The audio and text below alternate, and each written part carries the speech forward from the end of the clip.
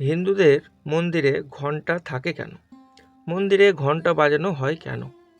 যখনই আমরা মন্দিরে প্রবেশ করি, আমরা সাধারণত মন্দিরের প্রবেশদ্বারে ঘণ্টা দেখতে পাই।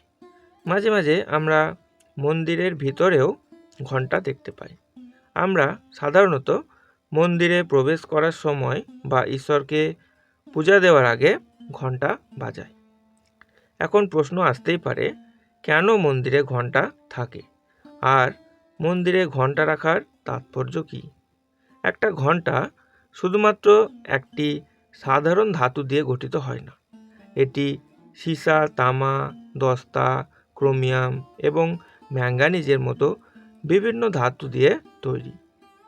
ঘণ্টা বাজলে যে শব্দ উৎপন্ন হয় তা আপনার বাম এবং ডান মস্তিষ্কের মধ্যে একতা তৈরি করে। ঘণ্টা থেকে যে তীক্ষ্ণ শব্দ উৎপন্ন হয় তা অন্তত 7 মিনিট স্থায়ী হয়। 7টি নিরাময় কেন্দ্র এই তীক্ষ্ণ চিরন্তন শব্দ দ্বারা সক্রিয় হয়। ঘণ্টা হলো সময়ের প্রতিনিধি, অর্থাৎ অনন্ত, এবং ঘণ্টার জিহ্বা দেবী সরস্বতীর প্রতিনিধিত্ব করে। ঘণ্টার হাতল গরুর, নন্দী বা ভগবান বিষ্ণুর সুদর্শন চক্রের প্রতিনিধিত্ব করে। যে মুহূর্তে আমরা মন্দিরে প্রবেশ করি, ঘণ্টা স্পর্শ করি এবং এটি বাজাই, যে শব্দ উৎপন্ন হয় তা কমপক্ষে 7 সেকেন্ড স্থায়ী হয়। এই শব্দ আপনার শরীরের 7টি চক্রকে প্রভাবিত করে।